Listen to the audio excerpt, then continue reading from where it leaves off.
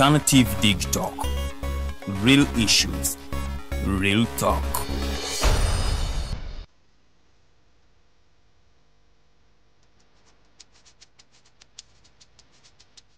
The Ugandan National Museum,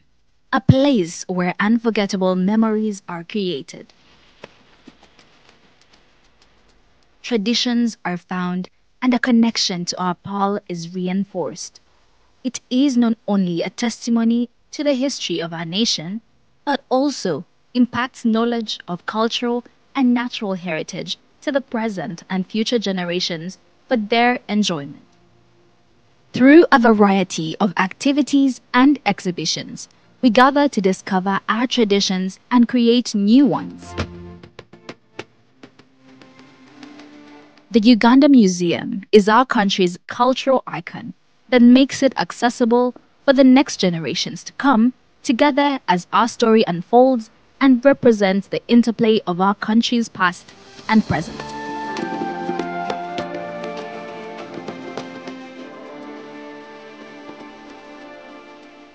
It is in our history, but also in how it has evolved to embrace optical satisfaction and new influences. Our identity as a country is not only a moment in time, but also a journey of where we have been, where we are, and where we are going. We invite you to experience the authentic heritage, rich history of Uganda. Welcome to the Uganda National Museum. This message is brought to you by Alternative Digitalk.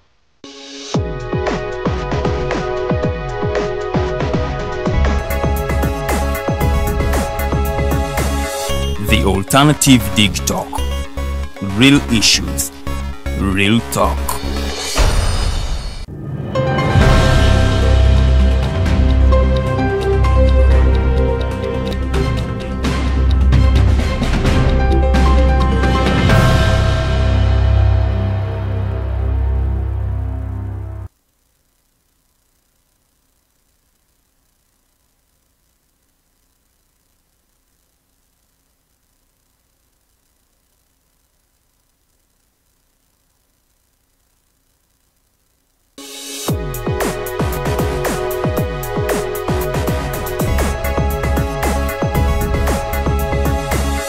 The Alternative Dig Talk. Real issues,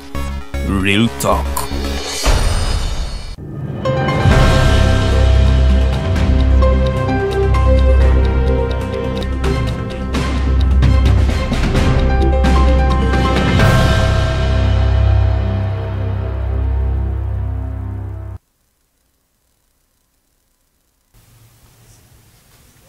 Kusawa ebireza machagolina koralero kwa kaitako eddakiika ziri bbiri zokka nkwaniriza nnyo ku program eya Mighty Drive olunaku olwaleero nze Omumbejja Luwedde Lilian era nga tugenda kubanga tutambula ffenna okutuuka ku ssaawa 4 eza Kalasa Mayanzi. Tugenda kuba twogera nsonga za byabulamu, obulwadde obwa sickle cell, okumanya ekibuleeta n'enzijanjaba yaabwo. So nsaba okozesa emikutu gye mugatta abantu kwe tuli ku Facebook,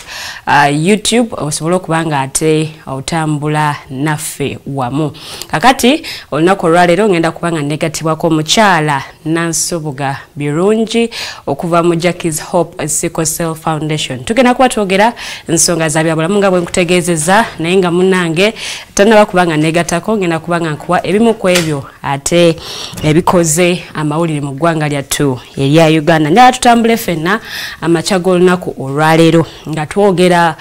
ku ebyo ebigenda maaso mu ggwanga era nga naawe ombuulira ebifaate eruuyi gy'oli. Ngenda kuba ntandika n'ensonga okuva mu kibiina ki NUP era nga eno abakulu abatwala akakiiko k'ebyokulonda bavuddeyo ne batutegeeza nga bwe bongezaayo ennaku ate eri abo abagala okujjayo n'okuzzaayo empapula era nga bano beegwanyiza ebifo by'obukulembeze ku mitendera egy'enjawulo. We twogerera bano baali balangirira nti munnange okujjayo empapula kukomekkerezebwa sabbiiti eno, naye olw'okuba nti abantu bangi nnyo abavuddeyo ate abakyayagala okujjayo empapula, bano nno bategeezezza nti bagenda kubanga babongerayo ebbanga oba babongerayo okutuuka ng'ennaku z'omwezi myezi 25 omwezi ogwa July mwaka 2025 so gwe ngachayagala okubanga wesimbawo nga tonaba kubanga ojayo empapula nkusaba busabi munnange edduka bunambiro osobola okubanga otuka ku kitebe kya NUP abobanga kyokiririzaamu ate obenga ojayo empapula ku kifo ky'obukulembeze kyoyagala okubeera nga ate wesimbako kati munnange ebyo webijjidde nga sofa abakulembeze mu kibiina ekyo abawerako bagenze maaso n'okujjayo empapula nga bano baagala okubanga beesimbawo ku bifo by'obukulembeze ku mitendera egy'enjawulo era nga bano mulimu Secretary General mulimu abakulembeze n'ababaka ba Parliament okuva mu kibiina kya NUP era nga bano bagenda maaso n'okukakasa nga bwe balina ekyenjawulo ate kibaleeta ku mulundi guno nti bwe babaza mu Parliament oba bannayuganda banaabanga basiimye ate okubaza mu Parliament bajja kubaako enkyukakyuka oba oliawo ate gye baleeta eruuyi eyo so munnange NUP enkambi bwetyo bweri oba ensonga bwezityo bweziyimiridde esaidi eyo bo bagamba nti munnange okusinziira nti ennamba z'abantu ze bakafuna mpitirivu nnyo ate nga n'abakyalina obwagazi bakyali bangi ko bo nti munnange kabongezeeyo eri ababatana bakubanga ate bagenda okukima empapula munnange nammwe ne babagamba nti ekifo omukisa gukyaliwo oba enzigi zikyali nzigule so nno ebyo ebya NUP njagala nsooke mbiveeko tukyali mu bbugumu lya byabufuzi era nga omwaka ogujja 2026 wagenda kubaawo akalulu ka bonna ate nno munnange ku mitendera egy'enjawulo okuva ku president okutuukira ddala ate ku LCs munnange mu bitundu gye tubeera kakati nga ekyo nno kikyagenda ddala mu maaso mu kibiina kya NRM nayo abakajjayo empapula bakyali bayitirivu mu bano mulimu ba MPs mulimu ba ministers ab'enjawulo abakyagenda mu maaso n'okuba ate bajjayo oba banona empapula mu NRM so far munange RCC Hood Hussein naye yagenze maaso n'okubanga ajjayo empapula era ng'ono ayagala kuceekirira abantu saidi zeeyo embale mu kujjayo empapula yategeezezza nti okubeera RCC tekimala wabula yeetaaga okuba nti atuukira ddala ku ground n'abanga ayamba abantu be ate ne munnange ab'embale n'agamba nti wali abadde alondola mirimu gya gavumenti naye kati ayagala atuuke wali wennyini agonja wakalira asobole okubanga ate abantu b'omu kitundu kye abaleetera enkyukakyuka weewaawo si yeyeka eyasunsuddwa omukyala ate yali state minister w'ensonga za Karamoja Agnes Nandutu naye yasunsuddwa n'agamba nti ate ye musanyufu nnyo okuba nti ali unopposed ali ku kifo akiriko bwannamunigina n'agamba nti buli muntu ndowooza alabika nga atya okubanga ate amwesimbako so nno bwatu bwe yakakasiza n'agumya abantu be n'agamba nti ye akyakomerawo ddala olw'ensonga obwesige bwe bamulinamu weewaawo ne byatannaba kubanga amaliriza bikyali biyitirivu so far abaminisita ab'enjawulo ate nabo basunsuddwa omukyala Lilian Aber naye yasunsuddwa olunaku olw'eggulo weewaawo nga naye ayagala kugenda mu Parliament wabula si ye yekka baminisita bangi nnyo abagenze maaso n'okubanga basunsulwa minisita Jim Muhwezi Minister General Kahindo Tafire n'abalala bayitirivu nnyo Prime Minister Robina Nabanja weewaawo naye ate yagenda maaso n'okubanga asunsulwa so enteekateeka eyo nayo enaatera okubanga ewunzikibwa era nga ewunzikibwa sabbiiti eno yennyini mu NRM okujjayo empapula weewaawo n'okuzizaayo bwe kunaatera okubanga kuwunzikibwa so nno yo nno nayo bwe bityo bwe bikyatambudde still nsonga za byabufuzi zendiko era nga njagala nveewo nti ne ngende mu kibiina kye PFF oba kiyite People's Front for Freedom eno okujjayo empapula kukyali kwa kasoobo nnyo sofa abantu abawerera ddala 7 be bakakasiddwa okuba nti bajjayo empapula ate okuvuganya ku bifo by'obukulembeze ebyenjawulo nga bakutte ticket eya PFF bano mulimu bakansala okusingira ddala mu Kampala Metropolitan weewaawo ne districts entonotono era ng'eno okugyayo empapula enakwo kwatandise ku ntandikwa eya sabbiiti eno yennyini gye tulimu abagalo oba abeegwanyiza ku bifo by'obukulembeze ebyenjawulo mu PFF nabo batandisidde okuba nga bajjayo empapula wali ku kitebe we batuula e Katunga era nga munnange enteekateeka eno nayo yatandise dda newankubadde nga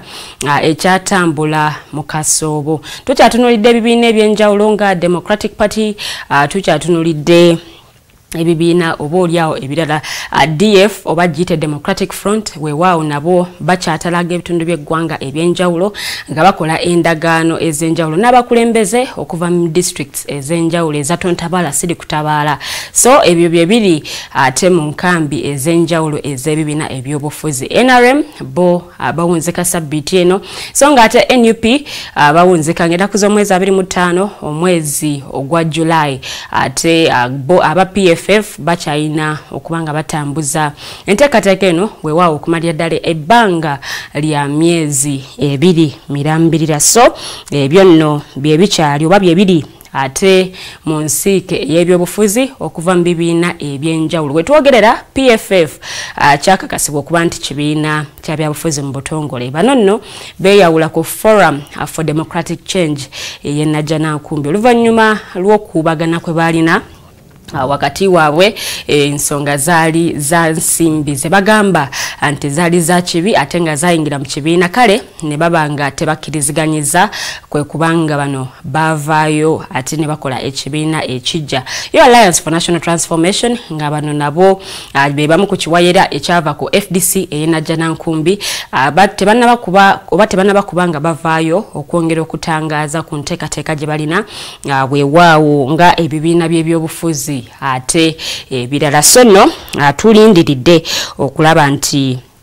tumanya ebifa ate esaidi eyo njagala nonveewo ate aneyongereyo kugulire eddala kakati azigenda kuwera sabbiiti 2 okuva abasomesa amasomo ga arts bwe bateeka wansi ebikola nga bemulugunya ku nsonga y'okuba nti omusaala gwabwe mutono nnyo compared ku gw'abasomesa aba sciences nga bagamba nti nabo munnange basomesa era bakolera ddala emirimu gyabwe wabula gavumenti erabikanga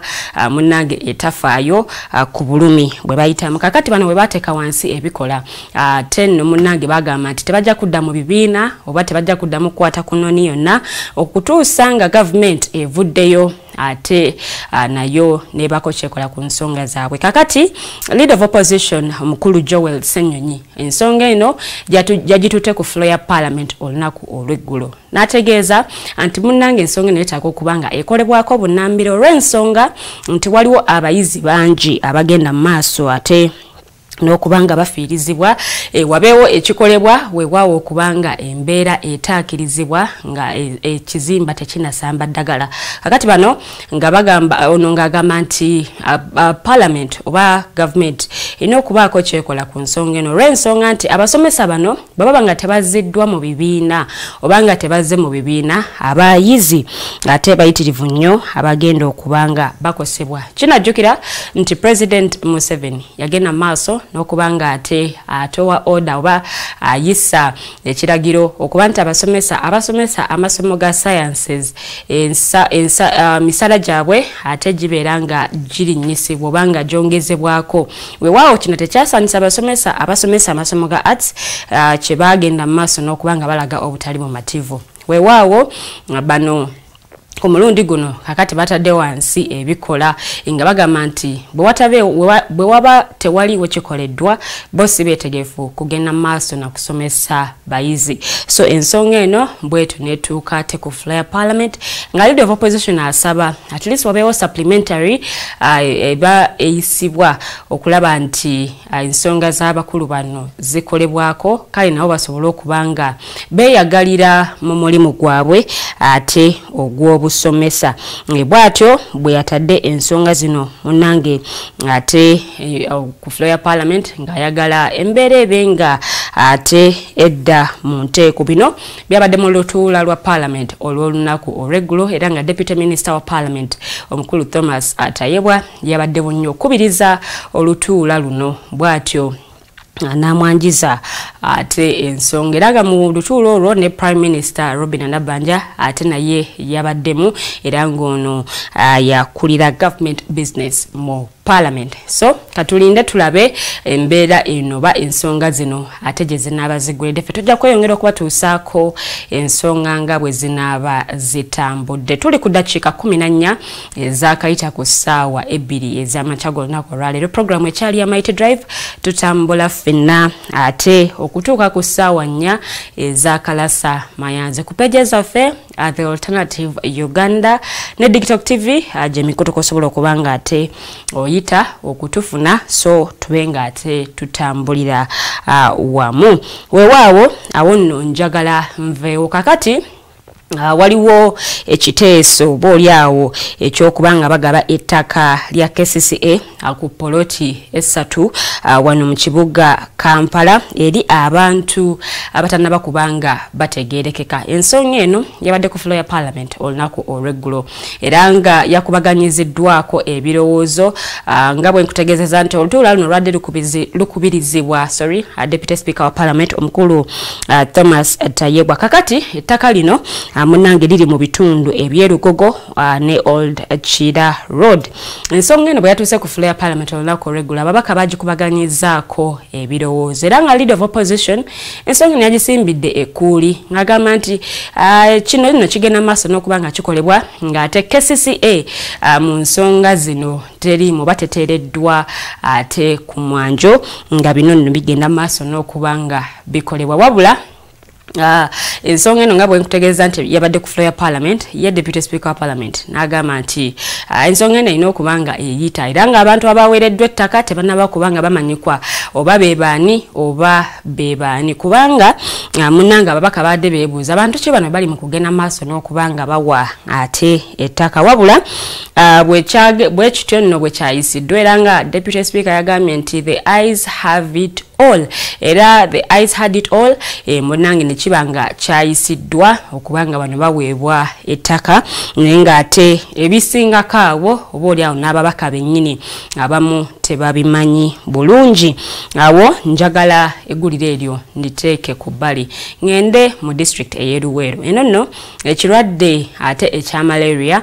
kikyagenda maaso n'okuba nga kigoya abantu beeyo oba abantu esaidi eyo naye gavumenti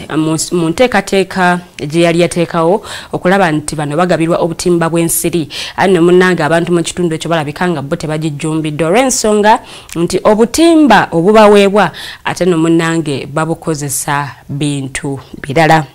Bino ate Permanent Secretary wa Ministry ey'ebyobulamu Dr. Diana Atwine yabaddeyo okwongera okumanya obuzibu buli ki oba n'embeera eriki eviirako ate ensonga eno. Bw'otunuulira district ey'Eruweero ze zimu ku districts obulwadde bwa malaria gye bubadde butawaanya abantu ate munnange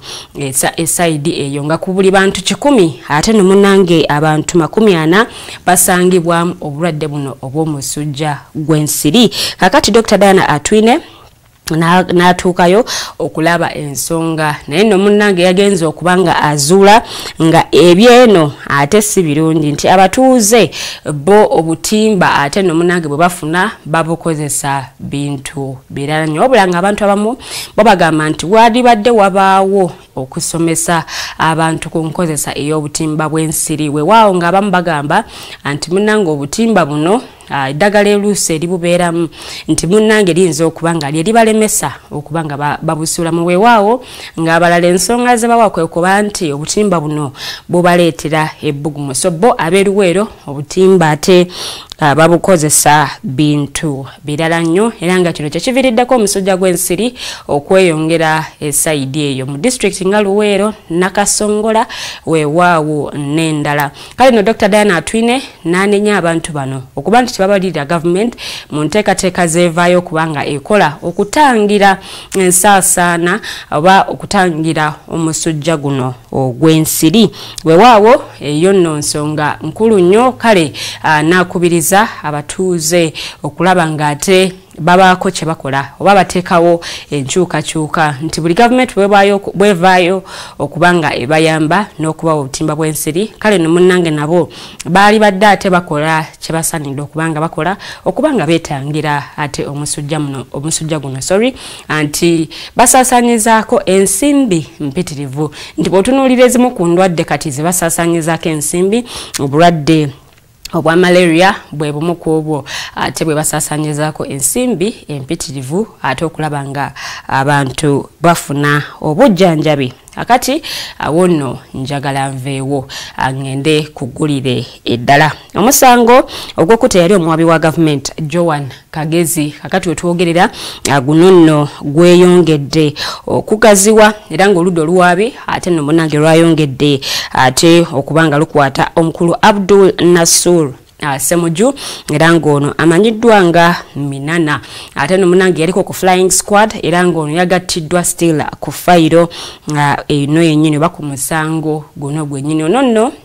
olunaku olw'eggulu ate yatwaliddwa mu kkooti okubanga agasimbagana n'omulamuzi amanyiddwa nga Daphne Ayebale mu kkooti esookerwako Nakawo kubanga asomerwa ate omusango guno naye ono mu kutwalibwa yalaze nga muyongobevu nnyo weewaawo mbu nga tasobola na kutambula oba nga tasobola na kwetambuza ye ku bubwe era ng'ono yazze bamukwatidde wabula bwe yatuusiddwa mu kkooti ando munnange n'ayongera okulaga ate nga bw'amaze ennaku nnya nga talya ku kamuntamu oba nga tafuna ku kyakulya era n'asaba munnange kkooti eno nti abe nga afunirwa ekyokulya asobole okulaba nti munnange ayongerayo obaoliawo okwewozaako oba n'okwongerayo session eno eya kkooti era omulamuzi teyabadde mubi n'asooka ayimiriza olutuula lwa kkooti olunaku olw'eggulo era nga bwe yaluyimirizaamu ono nno baasobodde okuba nga bamufunira ekyokulya era bwe yakifunye kakati no munnange kkooti naye nga eddamu okutuula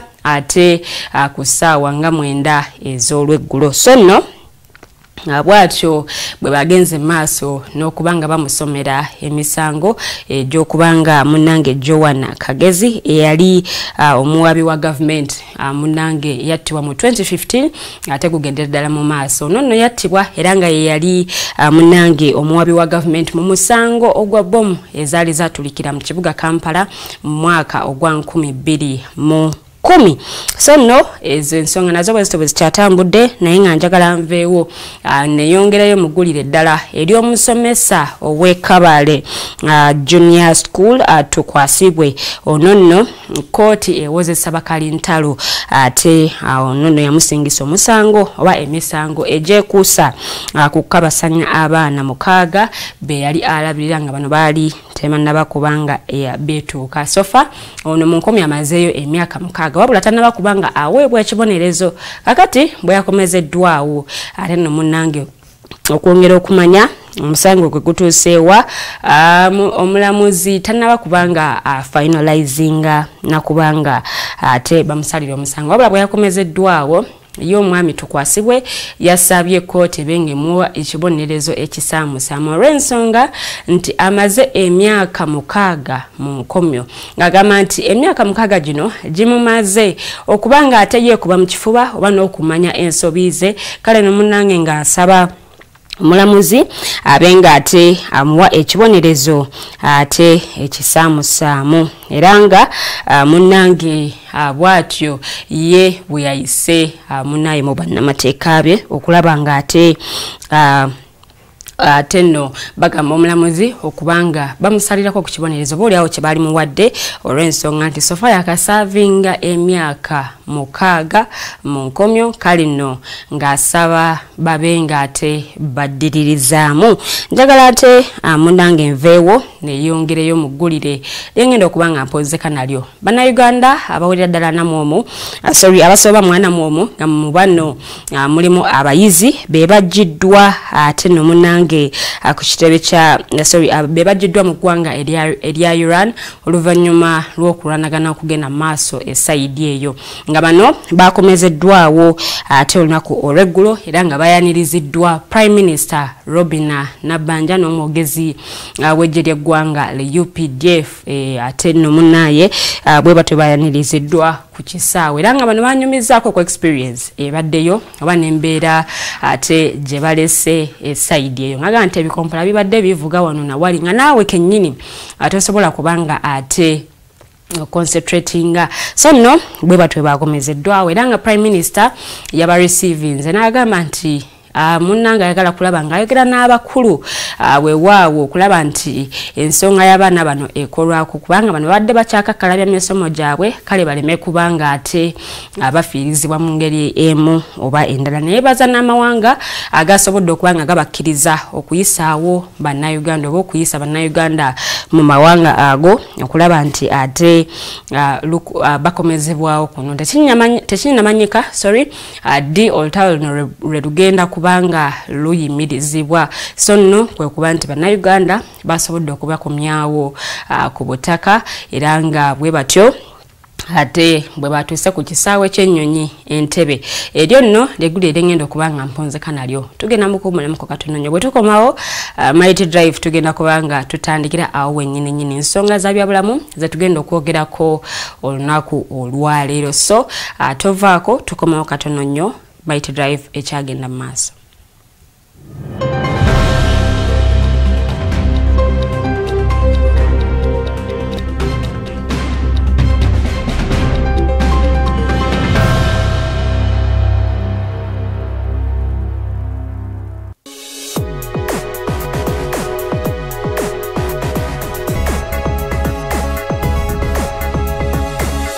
The Alternative Dig Talk. Real issues, real talk.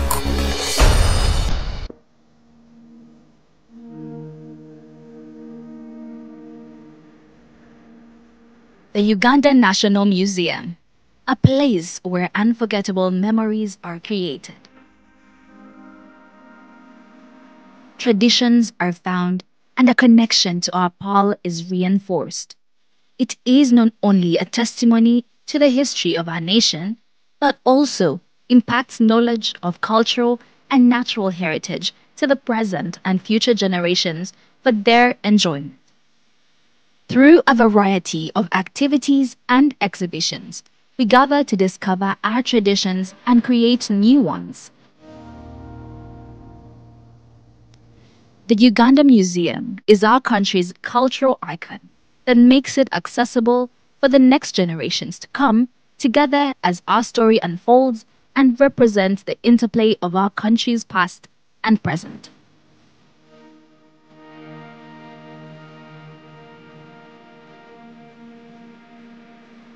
It is in our history, but also in how it has evolved to embrace optical satisfaction and new influences. Our identity as a country is not only a moment in time, but also a journey of where we have been, where we are, and where we are going. We invite you to experience the authentic heritage, rich history of Uganda. Welcome to the Uganda National Museum. This message is brought to you by Alternative Digital. Hi, welcome to the Political Dice. MPC Abiofuzi. It's controversial, Purely political, well researched, accurate and global. Oyagala bya parliament oba council. Yes, state house oba ghetto. Ani ayuga ku ground. Ani kwe babuze. Okimanyi nga Dr. Kizza Besigye alesa amaanyi. Olwofadda bafutoli abateesemu obuvaazi. Oba yo DP eri kuki? Olwojema. Bano ba MKCG bo baddawa. Abo bafuna CDF bamala tebabanja. Olwo baba ati bange bali kuki? Abo bo akina kulabisa simayanga posturing tebabiri mbali mu structure building. Naye atono ye. Ani oyo ba? Yali kuki? Oyo tumuleketa gamu ampanyiga mawu. Ebe ndabena birindira nokuda Political Dice ku the Alternative Digital nange Teddy Tenje ewamune. Farida Bikobere buli wa Sunday sawa 2.